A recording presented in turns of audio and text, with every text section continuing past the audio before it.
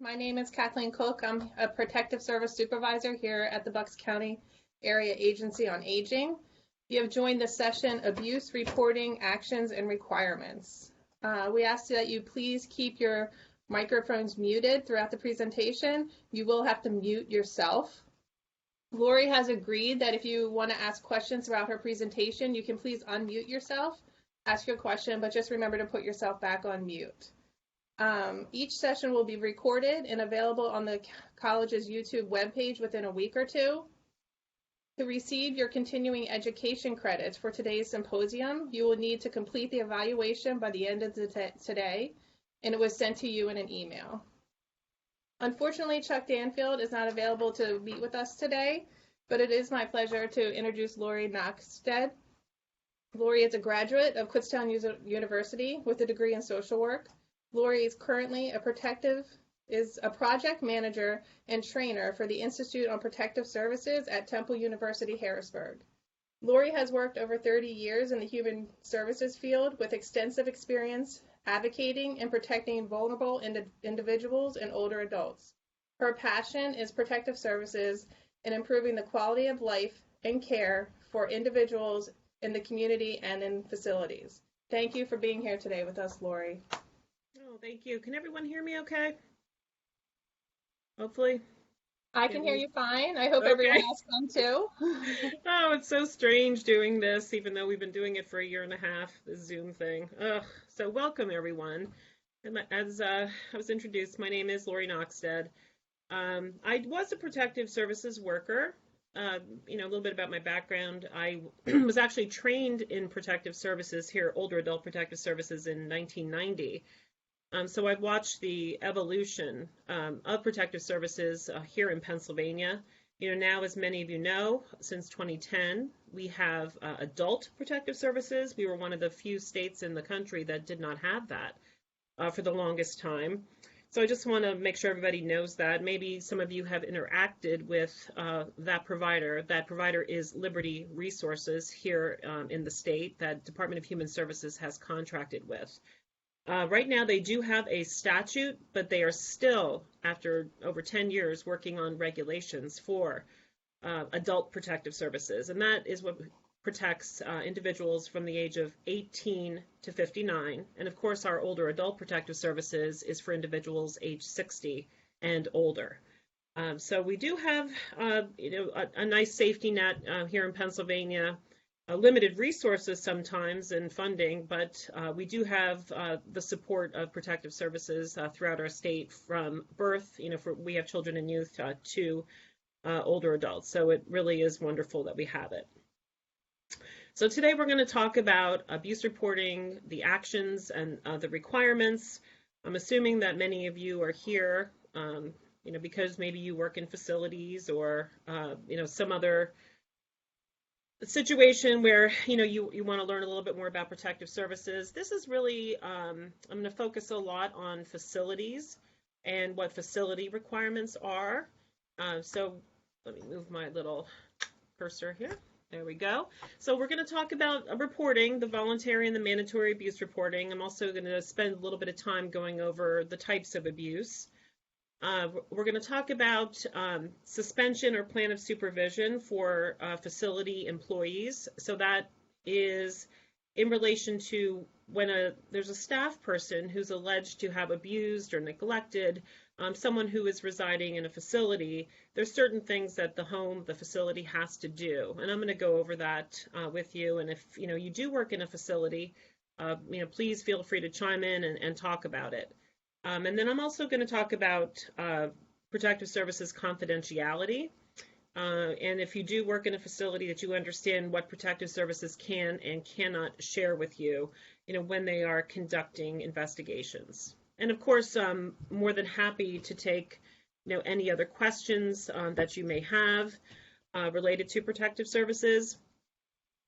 Just another part of my background is I've spent a number of years actually in my job at Temple University, Harrisburg, of consulting with the Department of Human Services, Bureau of Human Services Licensing, who oversees personal care homes and assisted living residences.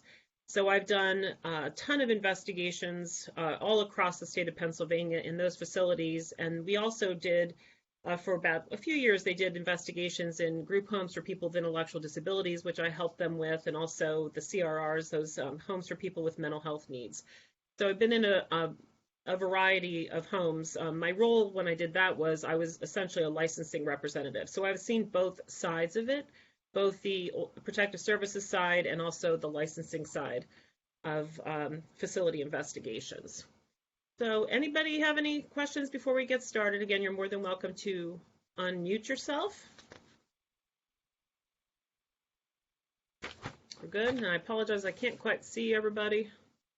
Don't like that, but it is what it is. Small screens. All right. So I just want to take a little bit of time to talk about the different types of abuse. And I'm sure that many of you know the different forms of abuse, the types of abuse.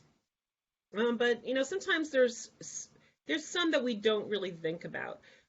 So when facilities are, you know, their staff are involved, or there's family members involved, maybe who are abusing the individual, it's just good to know what these are. So we have, of course, our physical abuse. And, you know, most of the time when we're thinking of physical abuse, we're thinking about punching and slapping and twisting and biting.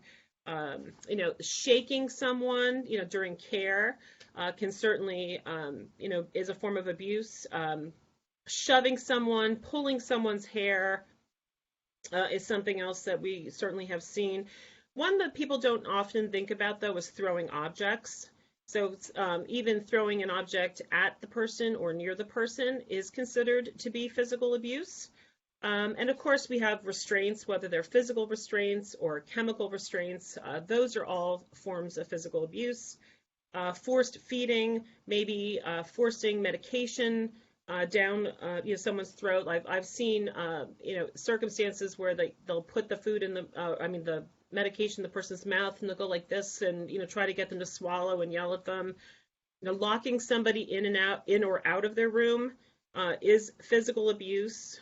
Withholding food, withholding liquids, over medicating. So, I mean, the list can go on and on with what that is. But it is, you know, important that, you know, we recognize that it's just not those typical things that we think about, like the punching or the slapping. There's other forms of it that are, you know, just as debilitating to that individual, just as harmful to that person that is experiencing that. You know, years ago I did an investigation in a facility, and it was an individual who received they received bed baths on a daily basis, and so there was 2 staff that were involved with providing this individual's care, and the resident, the individual, the older adult, did not really understand what was happening. Like, they just were not necessarily cueing and telling them what they were doing, and they could be a little gruff and rough in their language and kind of ignored the person and talked over them and had conversations among themselves. And so when the person was expressing discomfort, they took a very wet washcloth, that very damp washcloth, and they put it on the person's face so that they felt like they were suffocating. You know, things like that. It didn't leave a mark, obviously. It left an emotional mark, but I'm saying a physical mark. But that is physical abuse. So those actions sometimes are not something that we're going to see bruising, or we're going to, you know, see a scratch, you know, but they are considered to be physical abuse. So the next one is emotional. And of course, this runs the gamut. And I think I want to mention that, you know, abuse is subjective, meaning it depends on how that individual feels about it, whether or not it is an abuse situation. You know, words do hurt people. It does leave those emotional scars. It can create fear. So, you know, we have to really recognize that it's going to be different for every single person. You know, years ago when I was working with somebody, and we were doing an investigation, and there were some pretty nasty words that were said to the person, a lot of curse words, and we were doing the interview. And afterwards, this person that I was jointly investigating with said, "Oh, you know, like, my family says that all the time. It's no big deal." And I'm like, "Well, it was a big deal to that person." So we want to make sure that we're always kind of checking ourselves when we're thinking about whether something is abuse or not, because our past experiences, things that we may have become aware of, like sometimes I don't want to say we're desensitized, but sometimes we can minimize things. So when it comes to emotional abuse, it can certainly be verbal, where people are cursed at, or horrible things are said to them, upsetting things are said to them. But it can also be nonverbal. That nonverbal stuff, those gestures, motioning threats, putting up your fist and telling somebody, that they better not do what they're doing. That is very threatening. Ignoring a person. We've done a lot of investigations in facilities where individuals have been ignored. That is a form of emotional abuse. So threats and yelling and humiliating somebody, ridiculing those individuals. And of course, the most dreaded thing that I can't even believe still happens, but, taking pictures of people in very vulnerable circumstances of maybe, of their genitalia or other compromising positions and posting them online, those types of things certainly are emotional abuse. So it really does just run the gamut. Sexual abuse, unfortunately, and statistically, Pennsylvania, we've just inched our way up just a smidgen over 1% in protective services of substantiating sexual abuse. But it does happen. It happens often. It happens in facilities. If you have an opportunity, if you haven't already watched this, a couple of years ago, CNN put out they did some research, and they put out this show on, it's an interesting title, but it's called Sick, Dying, and Raped in America's Nursing Homes. So Sick, Dying, and Raped in America's Nursing Homes. If you just Google that, if you're interested, they did an investigative story on it. They highlighted 3 victims. They actually, on the site, you can see an interview with one of the perpetrators for like a couple minutes, who had inappropriately touched a resident in a facility. So I found that I appreciated that story, that investigative reporting, because it really underscores how much we just, as a society, we just don't think this is going to happen. We don't think that older adults experience sexual violence. We don't believe that people with disabilities experience this. When in fact, what we do know, if you look at the statistics, is that individuals, maybe older adults with a neurocognitive disorder like Alzheimer's, or somebody with an intellectual disability, actually makes the perfect victim, because they can't speak. They can't necessarily tell their story, or people don't want to listen to their story. It's one or the other. So, it is important to recognize that sexual abuse does occur.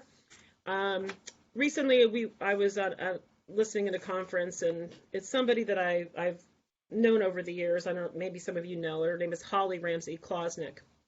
She's done a lot of research on sexual violence with older adults. And during the training and the discussion that we had, what was brought up was, well, if somebody has a neurocognitive disorder like Alzheimer's or a vascular, need, and they say that they've experienced rape, or somebody raped them the night before, or should we think that that's happening? Or this was the question, is that happening? Or maybe, are they just imagining it? Or is this something that happened earlier in their life and now they're reliving it? And I really appreciated what Holly said. And Holly basically said, people who have neurocognitive disorders don't just kind of come up with that. It's not typical. You need to report it. You need to look into it. You need to find out, because these individuals make the perfect victims. And on that CNN report, one of the individuals did have Alzheimer's, and they interviewed the daughters. And it's a very moving interview that the daughter gives about how this impacted, her mother. So just a couple other statistics for you related to that. 18% of women who are raped every year are 60 years of age and older. That's a darn high percentage.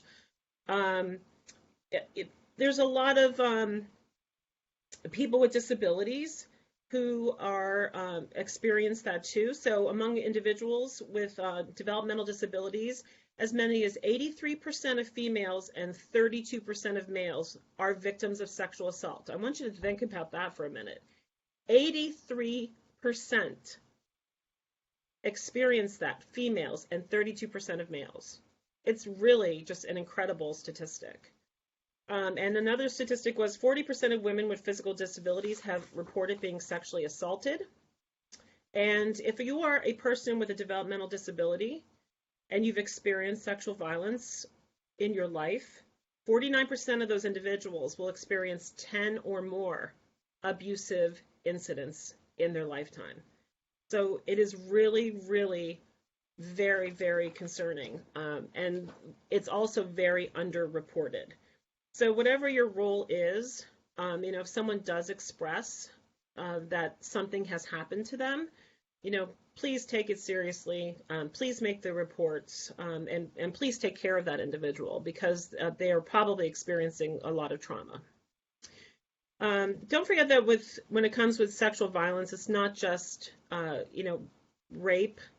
It could be other sex acts, obviously. It could be inappropriate touching on top of clothing or even under clothing. So it does, run the gamut when it comes to sexual abuse and what people with disabilities and older adults experience.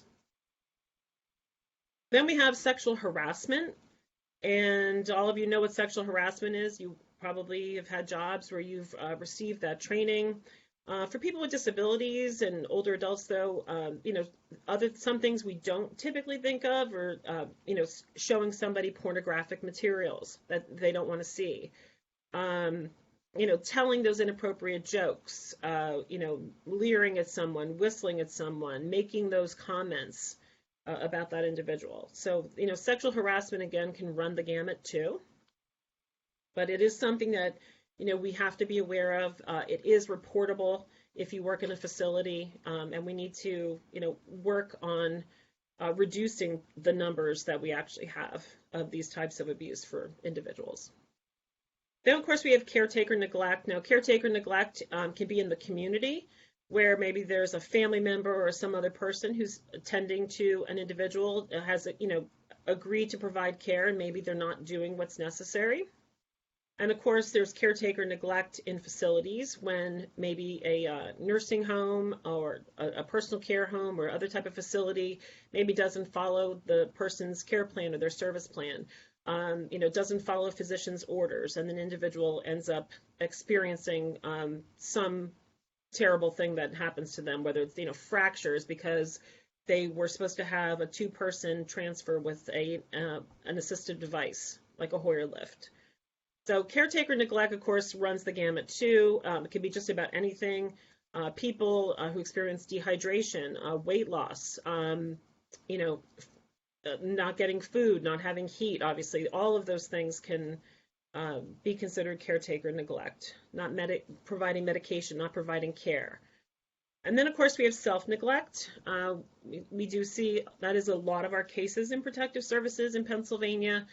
Individuals who are unable to take care of themselves physically, maybe because of a neurocognitive disorder, they're not taking their medications correctly, having some problems remembering. So self-neglect can be any number of things in the community. As abandonment, less than 1% of our cases are classified as abandonment. I think that there's probably a little bit more of that than we do realize. But in a facility,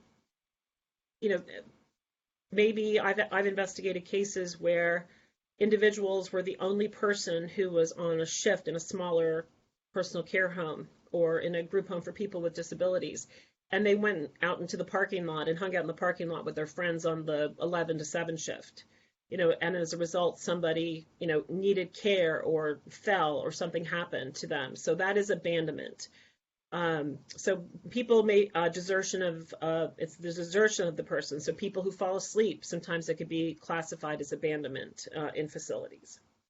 And of course, in the community, we would have sometimes older adults who are left in hospital emergency rooms. The caregivers, caretakers actually abandon them too. And of course, we have our financial exploitation, which we can spend hours talking about. It's just unbelievable. Um, and a reminder for everybody that if you work with individuals and they have a power of attorney, that a power of attorney is not a license to steal. Just because somebody has a power of attorney for someone does not mean that they can take over their finances and their life. They are still able to direct their care and their wishes, then they should be permitted to do that.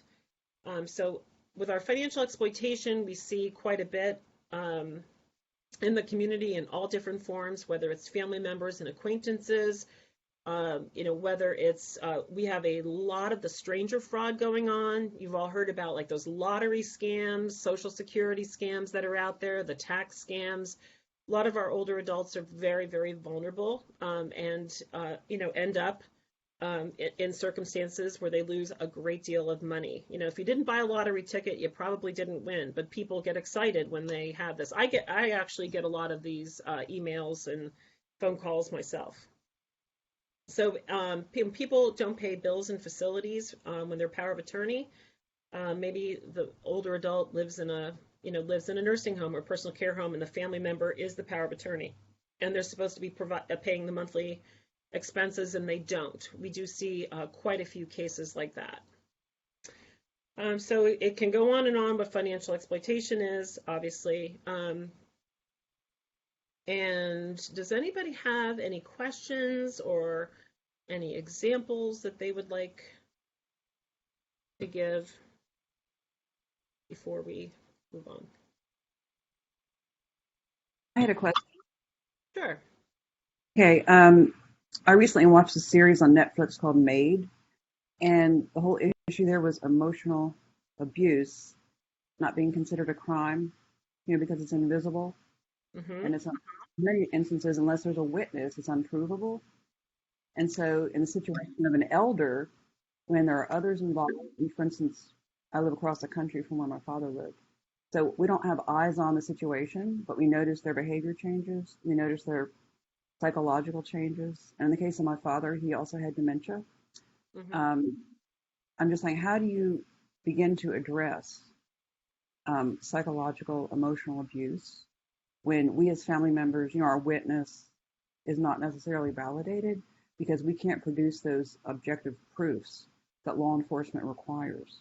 Well, right, law enforcement would require. You really don't need a witness. So whoever's involved in this situation, that's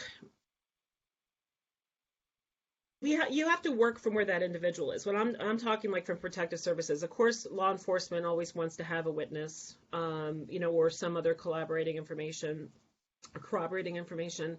It's really, especially you mentioned that it was your father who has a neurocognitive disorder. It's really, I'm sure it's very frustrating for you to hear that, because it really is it's just so difficult, because that there's something that's not right. And they're not believed, and sometimes because they're not believed or they can't express what it is, what's happening to them. I would definitely, and you said he's in a facility? He's in a home? Sorry, I am muted. Okay. He was in a facility. He remarried in his mid-90s, and another family became involved. And I live 1,500 miles across the country. Long story short, he died of COVID on May 1st. Oh, I'm sorry. A year ago. So much happened because I was so far away, and another family got involved in his life. But there was psychological abuse, and it was very obvious to us, as well as financial abuse, which, as you mentioned, is a huge area of concern. Yeah. So I just want to learn all I can and what the next best measures are, and Yeah, and if you were concerned about emotional abuse, whether I'm assuming it's how staff treated, No. You're concerned with staff. The best thing you can do, and people always say this, like, oh, I don't want, especially in facilities, like, oh, I don't want to make waves because, I'm worried that they're not going to take care of my dad or my mom, right, or they're going to be abusive. Let me just say this flat out: the best thing you can do is make waves. The individuals that I have seen that are typically neglected and abused in facilities are either because they don't have a lot of family that visit or visit often. The family members that are in there and are showing up for care conferences and calling the staff out on everything are not getting abused. Trust me. So the best thing you can do is to be an advocate. If you are concerned about how a family member is being treated, you go and you talk to the social worker, you contact your ombudsman, you make a referral to protective services, you talk to the administrator, you ask that the staff be retrained. You just keep asking, because trust me, it is the individuals that do that the family members are treated better. Right. It's not always perfect, but I myself have had family members in facilities, and that is the best thing that you can do. And thank you for asking that. But yeah, there's a lot that goes on. But I always get concerned about when people say, "Oh, there was no witness." We still have a person that experienced something, and although maybe you can't prosecute, or maybe the individual who did it isn't going to be terminated or disciplined, you can still work with that facility and say, listen, this is the approaches I want you to take with my family member, and this is unacceptable. This is this person's home, and you are providing care in their home. So that's the best thing I can say that you do with that. Right. I just wanted to clarify. It wasn't the facility. It happened to be members, new members of a new family that became involved in his life. And so. Oh, okay. And that is tough too. Yeah. Yeah. Because agencies and authorities kind of see that as family problems. Yeah, and I think it depends on the state. Like here in Pennsylvania, we would definitely go out if you had concerns about that, and we would do an investigation. Protective Services would definitely do an investigation here in PA with that situation, and evaluate, monitor, and see if there's something that can be done. And if the people aren't taking care of that individual, then they would look at what least restrictive is. But sometimes they end up petitioning for a guardianship so that individual is removed from that situation. Okay. Well, thank you. Thank you. All right, so the next thing I just wanted to briefly talk to you guys about is voluntary abuse reporting in protective services for both older adult and adult protective services. We have voluntary and mandatory reporting. So voluntary reporting is just anybody in the community. As you can see, it is reasonable cause to believe is the legal standard for that. Nobody from the general public has to make reports. If they don't want to make reports, they can do it if they want to. There's nothing is mandating them to do that. So it's reasonable cause to believe. Again, if it's a concern about a neighbor, you can call it in just as another neighbor. You can make these reports, but you don't have to. So that's what voluntary reporting is. And then we have our facility reports, which is mandatory reporting. And I just want to remind if anybody is here from a facility that you have to do, they have to do reporting for staff to resident abuse, resident to resident abuse, family member to resident abuse, and any other person related or not that is suspected of abusing a resident. So facilities, do I have anybody here that works in a home? You can unmute yourself and let me know. Yes. Okay, I do. Okay, all right. I want to make sure that there was somebody there that had that.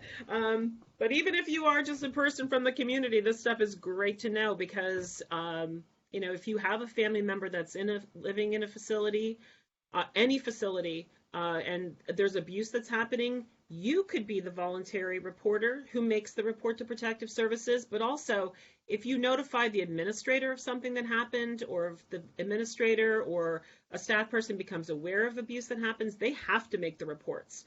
So that's good to know that they have to make the reports. And if they don't make the report, then there's a real problem. And that's when licensing can get involved, and they can actually issue violations to them for not doing their mandatory abuse reporting obligations. So when it comes to mandatory abuse reporting, everybody in a facility in Pennsylvania as defined is a mandatory reporter. So if you work in a nursing home, it's everybody in the nursing home, whether they're in the office or they work in the kitchen. Same thing with a personal care home.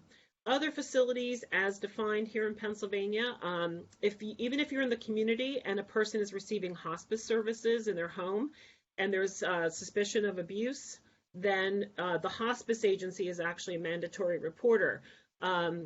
It could be a group homes for people with disabilities. They're all mandatory reporters. Home health agencies, like, visiting nurses that come out, they are all mandatory reporters. They are actually considered to be a facility. So if you know of anybody who even resides in a mental health, long-term mental health hospital, like one of our state system hospitals, they are mandatory reporters. So all these facilities are supposed to report abuse to protective services, so that protective services goes out and does their investigation, and of course, licensing, whoever oversees that over from the Department of Health or the Department of Human Services or the Office of Developmental Programs, they will also conduct investigations to figure out what's happening. So the more we all report and identify systemic issues, the better off the individuals that are served in these facilities will be served. And it's their home, as I said, they shouldn't be experiencing this. So it is required that an employee or an administrator of a facility is a mandatory abuse reporter. The standard for reporting is reasonable cause to suspect. And what I'm going to share with you guys is it really, I'll be honest with you, becomes a little frustrating for me when I see that facilities are not reporting or the reporting is not timely because it is the same standard as child abuse. So we all know that things that have happened over the last several years, related to you've got, everybody knows about Penn State, everybody knows about Jerry Sandusky, everybody knows about what happened there, this person didn't tell that person, and how it went up the chain and all that kind of stuff. You have to make these reports immediately. And this is the same standard as child abuse. So reasonable cause to suspect is what child abuse is, and reasonable cause to suspect is what mandatory reporting in facilities is. Unfortunately, what I see is that people think just because someone's an adult that we can wait, and that is simply not the case. So immediately is immediately. So that means that, as soon as the individual is safe, maybe they need medical care, maybe they have to go to the hospital, that individual that works at the home should be picking up the phone and they should be making that report. It's not the next day, it's not 5-6 hours from now, it's an immediate report. So that is the standard. So whether you are a loved one, who, is caring for somebody somewhere, or, maybe an individual, a family member is actually in a facility, understand that they are required to make these reports in facilities. And our numbers actually for mandatory abuse reporting are not that high in Pennsylvania, which is actually kind of concerning to me because we have 700 nursing homes, we have about 1,300 personal care homes, we have about 50 assisted living residences, we have countless group homes for people with disabilities, and yet we only get a few thousand reports every year. So I think that we have a lot of underreporting that happens. Does anybody have any questions on that? Okay. So facility abuse reporting, that's that immediate report to the Area Agency on Aging, and also the Area Agencies on Aging are actually the ones who also take the reports for under 60. So if you ever wanted to make a report, you make that report to your local Area Agency on Aging in the county where that older adult or that person with a disability resides. And then what employees are required to do after they make this oral report, meaning that they're actually talking to an intake worker and they're giving the information, they're also required to follow up with a written report. And they have to do that within 48 hours. So the facilities have a lot of compliance requirements that they have to do. So they have to complete this mandatory abuse report and they have to get it where it needs to go within 48 hours. The other thing that I wanted to let you know is that, we do have couple definitions that I wanted to explain, especially if, again, you work in a facility or if you have a loved one who's in a facility. When there's a suspicion that there's some serious abuse that's happened, there's additional reporting requirements that facilities actually have to do. So, and they're known as the four serious. And it's not that other abuse is not serious. This is that just that these injuries or these circumstances are just rising to a different level. So the one is serious bodily injury. And so this is whether it's a nursing home or a personal care home or an assisted living residence or a group home for people with disabilities, like all those types of facilities I mentioned, they all have to do this. So if they suspect that there is serious bodily injury, and that's actually in the crimes code, this definition, but it's something that happens to that individual that may potentially place them at risk of dying or some other serious thing happens. As you can see, it's disfigurement or protracted loss or impairment of a function of a body member or organ. So what is serious bodily injury in this world? It is, unfortunately, we see a lot of bed sores, and maybe you're all familiar that they're staged. So if somebody has maybe a stage 4 bed sore, and that can cause them to become septic and possibly, die as a result of that sepsis, they would have to do additional reporting. If you suspect a broken neck, I've done investigations where in facilities where people have been severely burned because they were left alone in the shower and the shower was too hot. So, we all know what burns do to somebody. So if it's over a percentage of their body, they could certainly die. So that would be some examples of serious bodily injury. And what makes it complicated, I think, sometimes for facilities is that, well, I don't know. Well, you don't have to know. All of this is reasonable cause to suspect. If you think that the person has severe burns because of a circumstance, then they have to make the report. So the next one is serious physical injury. And that's what it does one of the following. It only has to be one. Causes the person severe pain. Again, pain is subjective. Or significantly impairs a person's physical functioning either temporarily or permanently.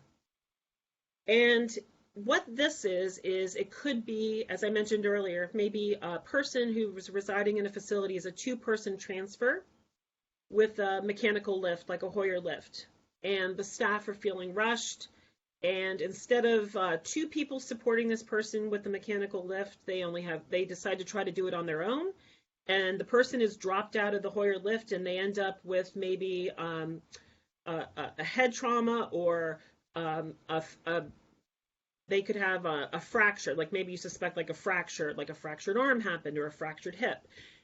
That is serious physical injury. So that could be like a deep laceration, broken bones. Those types of things are serious physical injury. And why I'm telling you guys this is because if it's one of these, then law enforcement has to be called, and I'll tell you the other actions that have to be done. And of course, sexual abuse. So even if a facility doesn't have to know that an individual, for sure that a person experienced some form of sexual violence, they don't have to know it, they just have to suspect it.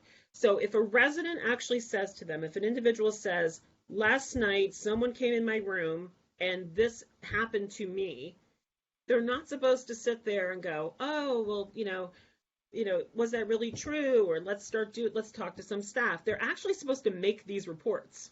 So it's immediate. It's not like they're not supposed to take the time to, start their investigation and do all those things. It's the same as child abuse on its face, on its surface. So if it's suspected sexual abuse, that is the third of the 4 serious forms of abuse. And the other one is suspicious death. So if it's a death that occurs that wasn't expected under circumstances which are like really can't be explained. So it's not like every death that may occur in a facility, but we've had circumstances across the state of Pennsylvania where unfortunately people have been harmed to the point where they are found dead, in the facility. So if if it looks suspicious, they're supposed to actually make these calls to law enforcement and do these things.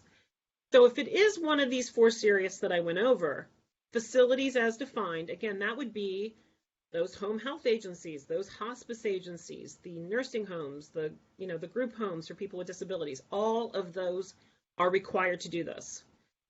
Personal care homes, obviously. So they are supposed to make an immediate report to law enforcement. They're supposed to pick up that darn phone and make that phone call.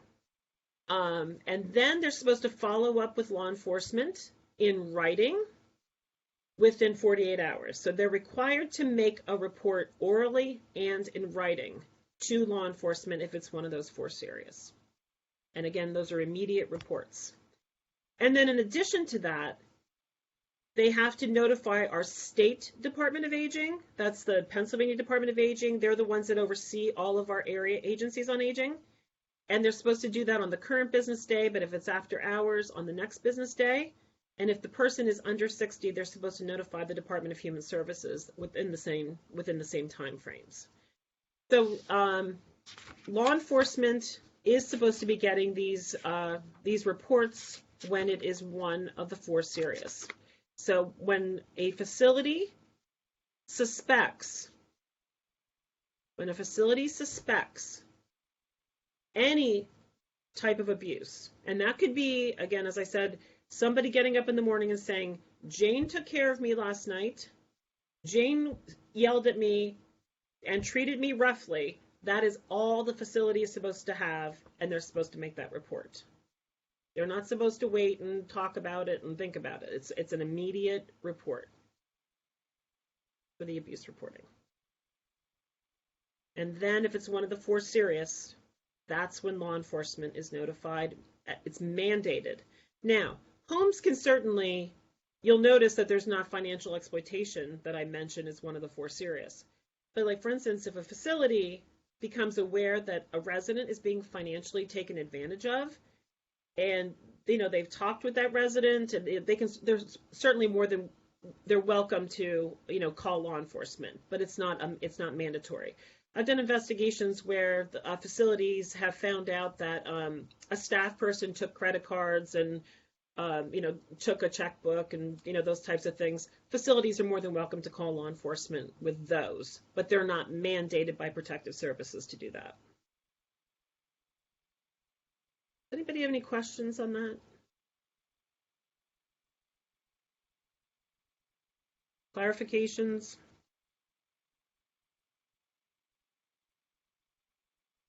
Lori, hear me? Yeah. Yes. You may be getting this later. This is AJ Garabedian from the DA's office. We had a question, I guess, about the Elder Justice Act and reporting requirements. And one of the things I was curious was about penalties for not complying. And I wanted to see whether you could speak to that for the facilities. Yeah, you mean not complying with making the reports? Yes. Yeah, do you want to know what? And I'm going to be perfectly honest with you. We've had these provisions in protective services since 1997, and I've been unable to locate a jurisdiction that has done this. So what is required is if a facility, willfully is not making their reports, there actually are penalties. So, if you're ever interested in looking at it under the Older Adult Protective Services regulations, like if you just Google, maybe you have it, PA Protective Services Older Adults, it comes under 15.158.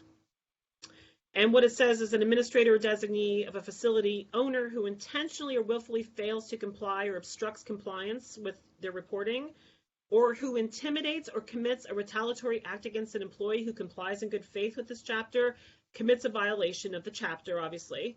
And violations and penalties shall be determined by the Commonwealth agency that regulates the facility.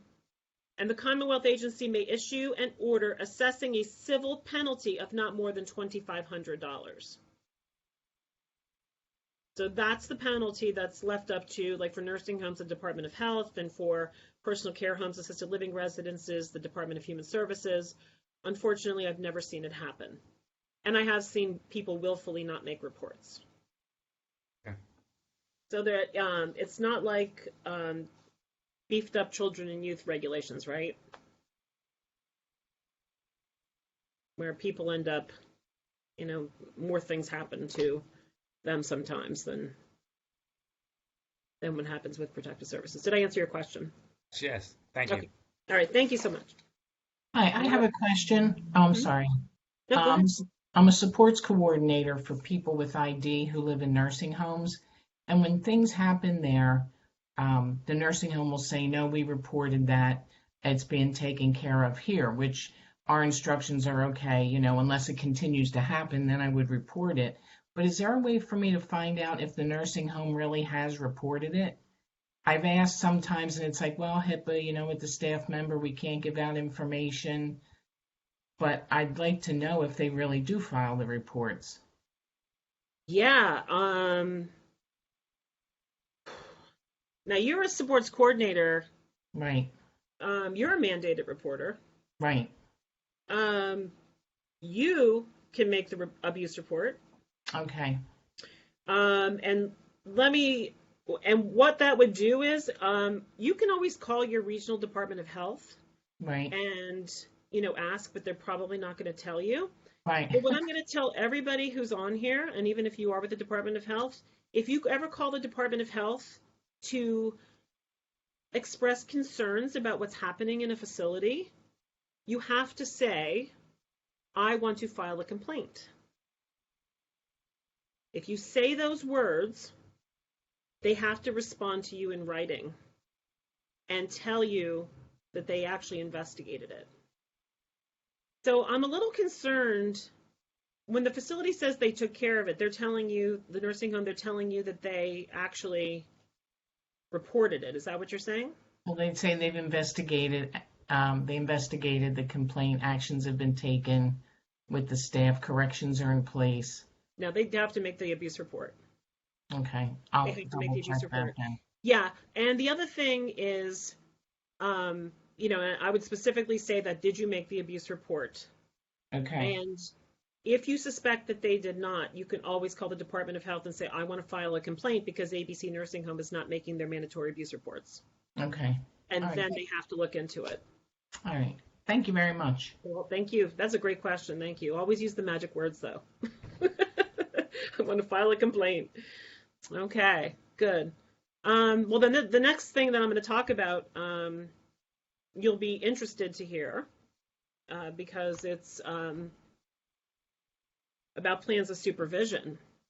And what this has to do with is when there's allegations that a facility staff person has abused or neglected a resident, the home, the facility, is supposed to do one of two things.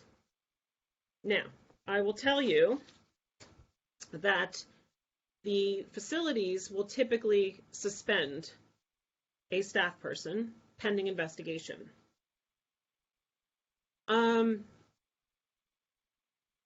Unfortunately, what's required is a lot of communication between licensing and the home and protective services, and sometimes that doesn't necessarily happen for various reasons. But I'm going to give you the ideal of what is supposed to be happening in these situations. So as soon as an administrator or their designee in a facility finds out that there's a staff person alleged to have committed abuse, they either have to do what's called a plan of supervision or suspension of the employee. And it is up to the facility with which action they want to take. Now, I will tell you that because of COVID and staffing issues, I'm kind of surprised that they're not doing plans of supervision more often. But it is their choice. So a lot of times facilities will simply just suspend the person. Every form of abuse is serious, and I understand why people are suspended. I would certainly, if there's allegations of sexual abuse against someone, you certainly would not want to do a plan of supervision. If there's allegations of serious physical violence against someone, you certainly would not want to do a plan of supervision. You would want that person out of the facility. What I'm referring to here with plans of supervision, though, is sometimes, and I'm not minimizing anything, trust me, 30 years of this, I don't minimize anything. But maybe the circumstances that happened was a staff person, there was some type of emotional abuse. A staff person yelled at a resident, maybe called them a name, very upsetting to that individual. But instead of actually suspending the person, they can do what's called a plan of supervision. And this plan of supervision is a written document that outlines exactly how the facility is going to oversee that individual while the investigations are occurring. Now, where we do see a little bit of miscommunication is, for instance, a nursing home, who's overseen by not only by our Department of Health, but by federal regulations under the Centers for Medicare and Medicaid. A nursing home only has 5 calendar days to do their investigation. Not a lot of time. Personal care homes, overseen by the Department of Human Services, Bureau of Human Services Licensing, they have as many days as they need to complete a thorough investigation. So a lot of times nursing homes are really kind of rushed into completing their investigations. And when they do their investigations, or any facility, not just a nursing home, they a lot of times are like, okay, I've investigated this and I've unsubstantiated it. I don't think the abuse happened. And they want to bring this person back to work. Rightfully so, we have a staffing crisis. But what is missing is that the facility cannot bring that person back from suspension until licensing and protective services are finished with their investigation. So if you are aware, or if you even work in a facility, I'm going to pull it up here in a second, kind of going over what's required for this plan of supervision. So the plan of supervision is how the person will be overseen, supervised, while everybody is doing their investigation. It's not a plan of correction. It's not discipline. It is how that person's going to be overseen. So this individual should not have, there should be certain restrictions on them. So I know you guys got this in your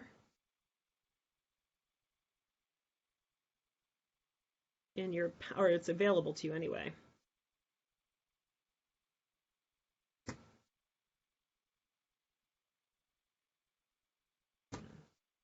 I'm sure you can't see that because I've certainly messed something up. Click to start here. Okay. Can everybody see that? Plan of supervision? Yes, we can see it. Okay, good. Okay. So this has been in effect since 1997, where we have had to do this. And unfortunately, since 1997, we still do not have a collaborative, cooperative circumstance with this. So again, an employee, Jane, the employee, is alleged to have, yelled at a resident and said some not so nice things. You don't think it's maybe suspension is the best thing. You would do this plan of supervision. This document is something that I put together because I found that facilities were really struggling with this. It's not a formal document. I did it for DHS. I've shared it with protective services people. Anybody's more than, you can take it and do what you want with it. It's not proprietary. I don't really care. So if it's something, if you work in a facility, it's something you want to adapt, feel free to, knock yourself out and change it if you want to. But what this is, over my years of doing plans of supervision or proving plans of supervision, this is the key areas I think that need to be addressed. So obviously the employee name and the date the plan of supervision is started. And then the first one is plan of supervision for escorting employees to and from the building required. Now you're probably like, what the heck is she talking about? Well, lots of stuff happens in parking lots, guys. I can't begin to tell you. Especially if you're doing an investigation. Maybe you don't want staff, maybe you have a confidentiality policy for investigations in the home, and you don't want staff talking to each other. Maybe there's a concern that they would run into a resident in the parking lot. So a lot of times I've encouraged facilities when I've approved the plans, not encouraged, I've told them that they have to have a plan for escorting the employee to and from the building. If people don't think that that's necessary, it's not required, but it is something sometimes that I have found that is necessary depending on the allegations. Then it's the plan of supervision required while the employee is in the building. What's that going to be? Of course it is. Where can they go in the building? Sometimes when we have a plan of supervision, the person can still work. Maybe they're not going to be doing direct care, but maybe you can have them helping out in the kitchen, or they can be in the office, or they can be doing something else. Where can they be in the building? And do they have to be escorted to those locations? Years ago, I did a plan of supervision. Actually, it was a director of nursing who had been abusive to a resident, and the facility could not afford to let their director of nursing not come into work.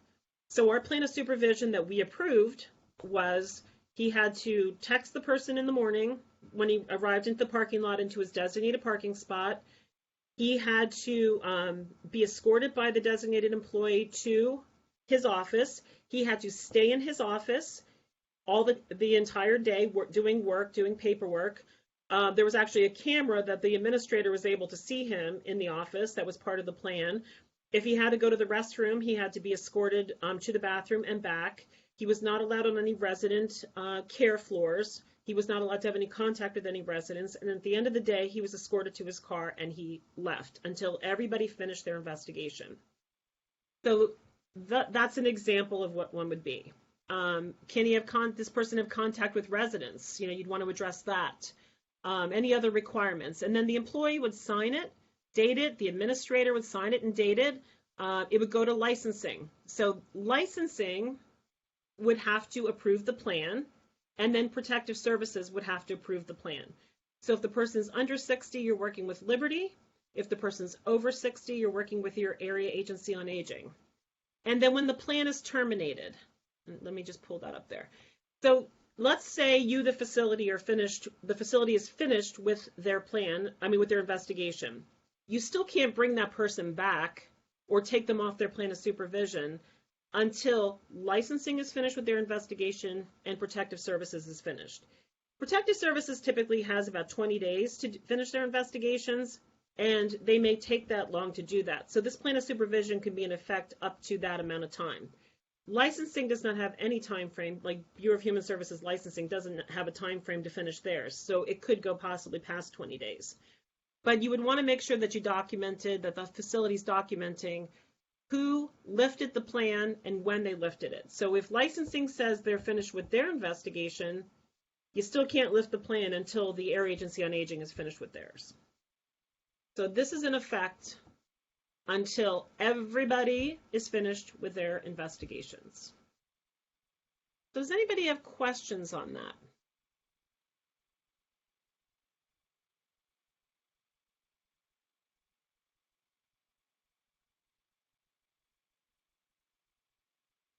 And the other thing that I put in here for you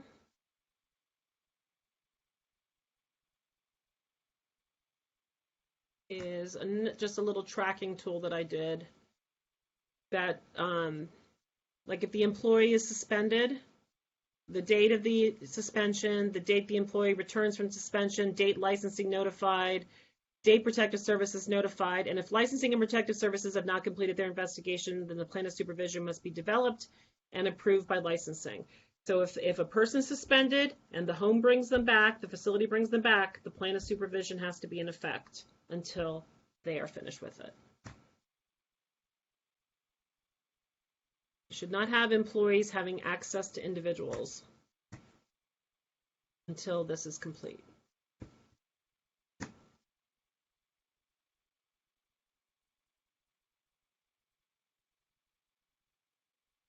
Okay.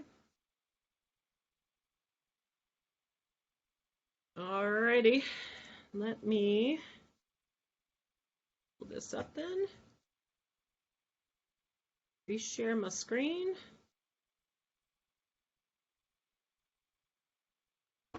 No questions on that? One of the areas that I found that why this is an issue is because like for instance, the regulations for, as I said, for nursing homes are with federal regulations, and then we of course have some state stuff related to nursing homes. And what they say in the regulations is the homes must follow local and state, laws and regulations. Well, you actually have to seek those things out. All of this stuff is outlined. Probably can't see it too well, but the Older Adult Protective Services and Adult Protective Services statute and regulations have this all outlined and what the requirements are. And facilities are required to comply with protective services regulations. The other thing is for resident-to-resident abuse or any other person-to-resident abuse, it is certainly recommended that the facility, implement a plan of supervision. I've done lots of investigations where family members have been the alleged abuser, including, a family member comes in and wants to feed their loved one lunch every single day, but they become frustrated and they do some force feeding or they yell at the person. Those things are reportable. So you might want to talk to that if you're a facility, or if you're somebody who knows somebody's experienced that, the facility really should be saying, putting in some form of plan of supervision for them. That's not required by regulation, but we really want to make sure that the person's being protected. It's case by case, in these situations. But it really is important if we have outside individuals coming in that are, being disruptive or, not treating the person well, that we are not only making those reports, but we as the facility are trying to keep that individual safe. And so we need to be putting those things into place. We have, it's 2:00. Does anybody have any questions about that stuff?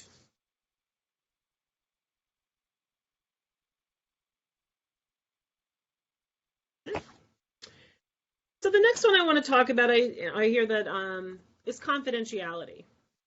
There's nothing more frustrating, I think, that for anybody, whether you are work in a facility or you're a service coordinator or you are a family member, you make a protective services report and maybe you don't hear anything back, or you feel like you're not, people aren't sharing information with you. And I hear that that's just so frustrating for people. You made the report, you're worried about the person, you'd like to know the people are responding, you'd like to know that the person's being helped. And, you're going to probably be told if you do any follow-up, we can't share information. Protective services, older adult protective services and adult protective services has pretty strict confidentiality requirements. And, obviously there's a reason for that. We're dealing with adults. Maybe, if the adult doesn't want to, or the older adult or the adult doesn't want to, have information shared, they have a right not to have that information shared. It's very, very confidential. So all reports, they're known as reports of need, is what the document is called, is confidential. Voluntary reporters, that's the people I told you about, that, the neighbors. Actually, law enforcement is actually classified as a voluntary reporter. When they make reports for, believe it or not, hospitals are considered voluntary reporters for older adult protective services, but they're mandatory reporters for adult protective services. So even if a hospital, makes a report, it's considered voluntary. Like they don't have to. Now there's other things that guide them, that they do make abuse reports, obviously, like domestic violence and those things, but for the regulations of older adult protective services, they are considered voluntary reporters, and as such would not be entitled to information of the investigation, but like limited. It depends on, I'll tell you a couple things.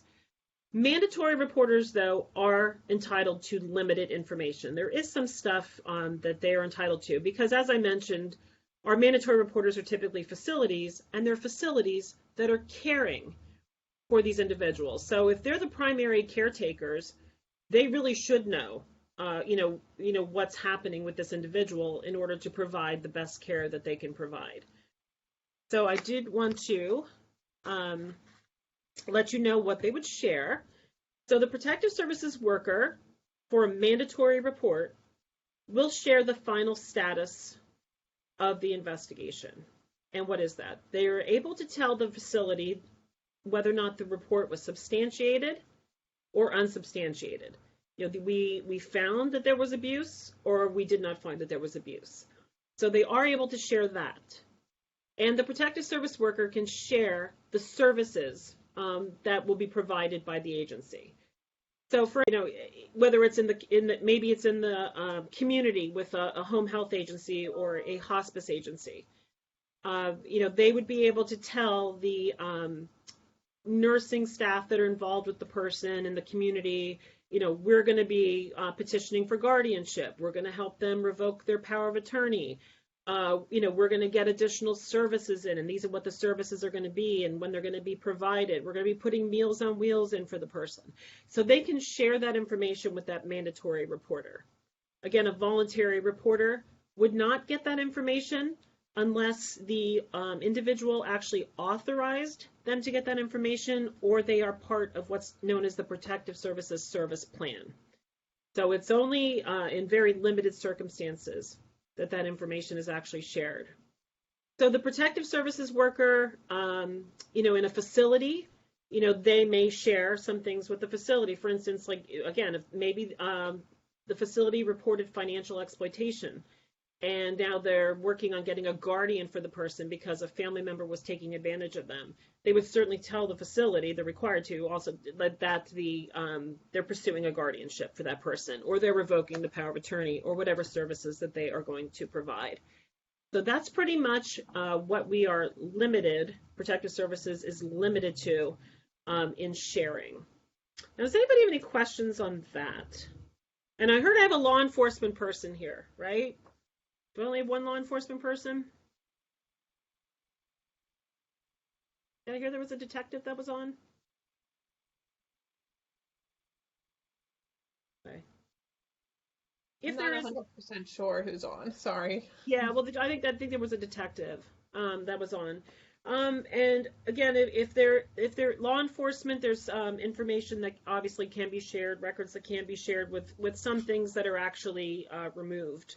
But law enforcement can get information from protective services when something is being pursued, something criminal is being pursued. So it's, when in the course of them investigating, we can share information with law enforcement. The only thing we don't typically share, no, I shouldn't say typically, we don't share is the reporter. And because reporters are always held in the highest of confidence.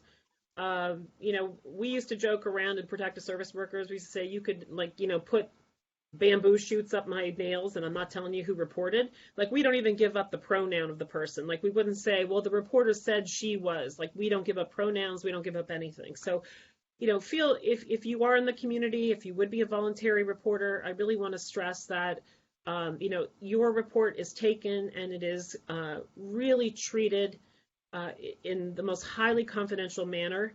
Again, people can guess sometimes who made the report.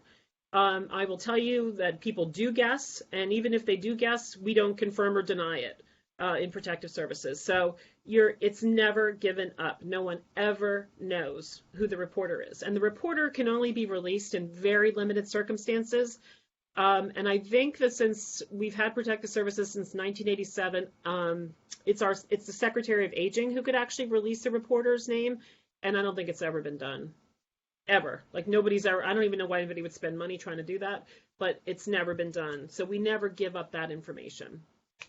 So have confidence that if you do make a report, and if you give your name and your contact information, which we always appreciate, because if we have questions or if we have problems finding the person or there's other things, we would love to call you back, that you really are protected.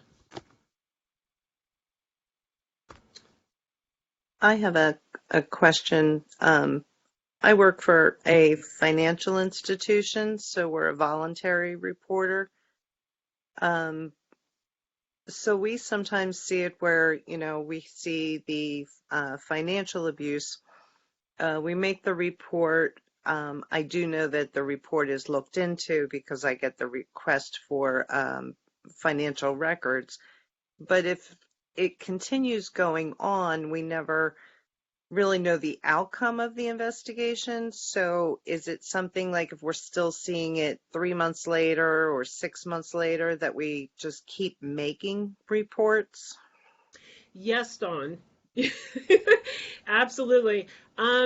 It's interesting thank you for asking that question, because I know it can be really frustrating when you see the abuse that continues to happen and you're like, oh my gosh, I made this report and nothing's been done. Protective services, and I've seen this over the years. I've done countless financial exploitation investigations. I've absolutely lost count over the years. The Protective Services Agency will go out, they'll request records, they may see the exploitation that's happening, but when it comes right down to it, if the older adult has the ability to not participate in protective services, then they don't have to. And I've walked away from cases, unfortunately, where I'm like, oh my goodness, like this person's taking advantage of you. You're going to lose everything. And they're like, I don't care, it's my son, or I don't care, they help me. Sometimes I equate it, it's no different than people who experience domestic violence, how many times it takes them to actually change their circumstances or to, make that change, to leave that abuser. I've seen it in all forms of abuse, not just in that. So sometimes it does take a while. So yes, Dawn, if you make that report, again, when you continue to see that, please do that. Please don't get frustrated, but it may be because that individual simply did not want to participate in the plan to reduce the risk, to stop the exploitation, that's happened. So make that report again, because eventually I have personally found in almost all cases that I can remember that it might have taken me a couple times of going out there, but eventually I was able to help the person. They accepted the help. So hopefully that answers your question, Dawn. I had a question. Sure. Why is financial abuse or suspected financial abuse not mandatory reporting, particularly when an administrator of a long-term care facility, has access to the books and can actually see financial transactions that power of attorney accepting, taking, and yeah. I actually, yeah. Are you a nurse? Are you working in a nursing home? Am I what? You work in a facility? No, my father was in a facility. Okay, what type of facility was it? A retirement facility, but he was moved into the secure memory care unit. Okay. Well, it is a mandatory report depending on the facility's abuse definition. For example, personal care homes are mandatory reporters of financial exploitation because they follow their guidelines. So not every facility, their abuse definitions include financial exploitation. So the facility has the choice of it either being voluntary versus mandatory, depending on what their abuse definitions are and how their licensing entity looks at that. So, okay, so like a secure memory care unit in a long-term care facility. Would that be a personal care home? Well, I mean, it's a large facility. Right, but even if it's a continuing care community, they're either like the nursing homes they're licensed by the Department of Health, but assisted living or personal care is licensed by the Department of Human Services. So they have multiple entities that oversee their continuing care community. Okay, so what's the rule for assisted living? Assisted living, they're mandatory reporters. Okay, of suspected financial abuse. Correct. Okay, yeah. Thank you. Now, they can choose not to and kind of, but they really should be. They really should be making those reports. And again, if they're not making the report, you can certainly make the report. Okay, thank you. And then licensing would also be notified, and then they can determine whether or not they did not actually make the proper reports. And then they would get a violation and would have to do a plan of correction for that. Okay, thank you. Okay. Thank you. Okay, so just a couple other things, I want to let you guys be aware of. Every time a protective services agency receives a report, they notify the ombudsman So our state ombudsman knows basically, like if we're getting a lot of reports from a particular facility, they're going to know that and maybe make more frequent visits. The ombudsman doesn't get to know who the individual was or, the circumstances, but they will know what facility, the allegations of abuse came from. Protective Services always notifies the state licensing entity. If there's a mandatory report is one of the 4 serious, Protective Services also notifies the Department of Aging. And also, Protective Services caseworkers are required to notify administrators of abuse reports that are mandatory. So if let's say the 11 to 7 shift worker, makes a report of abuse in a personal care home, the Protective Services worker should be calling that administrator and letting them know about the abuse report. So we're supposed to be coordinating and communicating and at least at a minimum letting people know that there are issues and that there are concerns about particular individuals and particular facilities so that we're working together to improve. So if you're an administrators in facilities, they will typically be asked to review their investigative findings with the Protective Services caseworker. It's interesting that sometimes we have different outcomes in investigations, but what I want to share with you is that whether you are a facility, maybe you work in a nursing home or personal care home, whether you are a Protective Services worker that's on this, listening to me now, or whether you are a licensing person who works for Department of Health or Department of Human Services, Office of Developmental Programs, we all have the same standard of evidence for substantiating abuse. And that standard of evidence is one of the lowest forms of evidence, which is preponderance of the evidence. So, about criminal cases, it's reasonable doubt when you go to criminal court, like you got to get above 95% to find that person guilty. We don't deal with that in our world. There's clear and convincing evidence, which sometimes is, in some civil matters, that's about 75%. Our evidence standard is preponderance of the evidence, which is little over 50%, like just enough to tip the scales. So when we're investigating, when the facility's investigating, when the licensing is investigating, and when Protective Services is investigating, we all have the preponderance of the evidence standard. We should all really have the same outcome with our investigations. And unfortunately, we don't. I hear from people, well, the Protective Services worker substantiated the case, but, the administrator of the home did not. If we're all working together and if we're all sharing information and if we're all working towards the good of protecting people in facilities, we really should be working together and have the same outcome and put plans in place to reduce risk, to reduce the abuse, and to make that person's life better. I will be honest with you, we still have a lot of work to do in that area. And it's something that we've known we've had to work on, and, we will continue to do that. But administrators, they would be sharing, maybe witness statements that they got. They may be asked to participate in a police investigation, if it does rise to that level. So we're all working together and we're all sharing information is what is absolutely key. So I'll just see if there was anything else.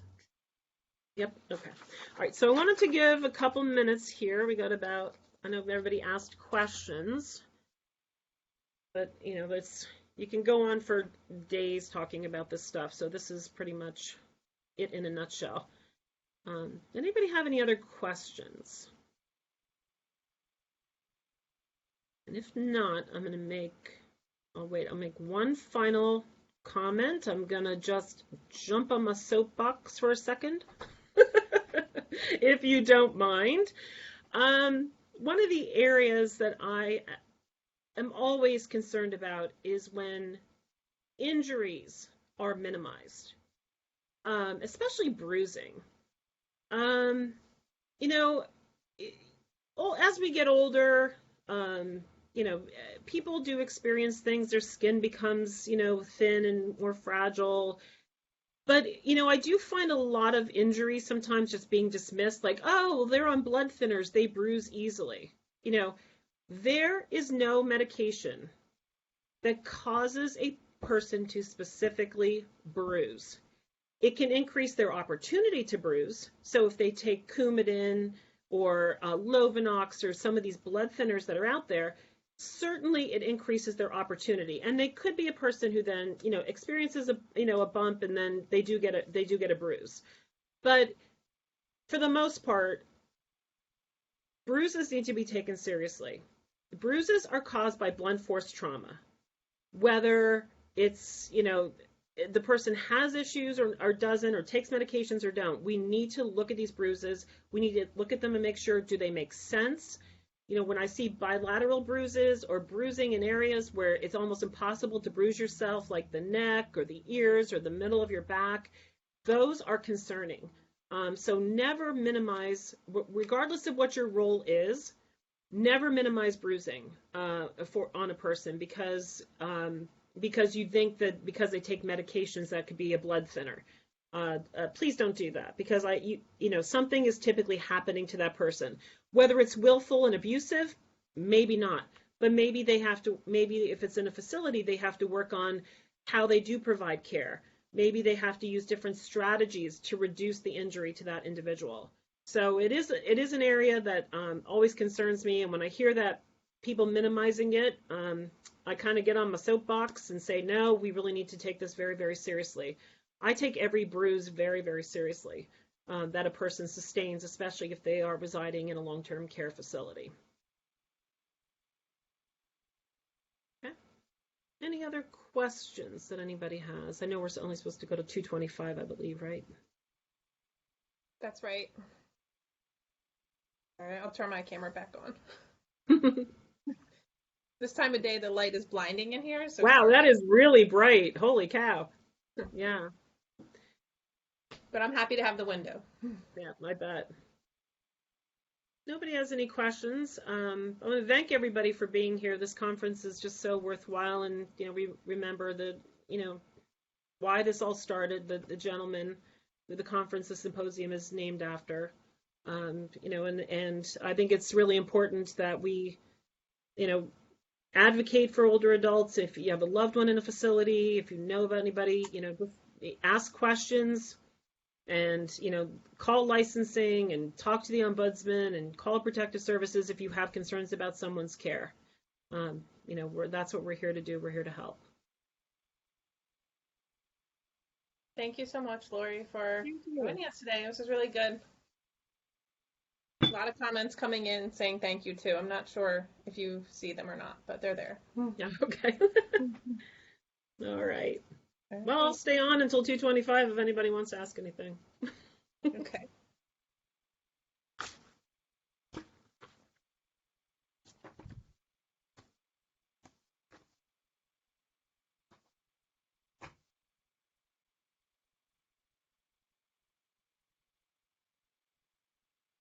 Do you know how many people you've had for the whole conference? We topped out at 55. Oh, for the whole conference? There was a little over 300 registered, and then there was 3 breakout sessions per, and we had 55. But like I said, I know here we're listening in groups, so I'm wondering if other people are listening in groups as well. Mm-hmm. I came in my office just because I had to talk. Oh, nice. Yeah, they usually have at least 300 attendees. Hoping next year we can be in person again, but it's been so rough on everybody. Yeah. So rough. Ugh. I know, this is our new normal, isn't it? I know. Actually, I'm hoping they can do a hybrid, so people who can't come physically can at least try to join some. That would be nice to learn from this last, I guess we're working on 2 years now. Yeah, we're going to have to get back to in-person stuff. I think it's just so weird, isn't it? Yeah. It's just so weird. Oh, yeah. Weird times. That's for sure. It's been a learning experience. It has. Like I said, I'm hoping we take us on what we learned and next year be in person and maybe have a virtual option, but we'll see. Their hands. Yeah. Wash their hands, don't rub your eyes, right? That's the truth. All right. All right. Well, thank you so much. Again. Yeah. Bye, everyone.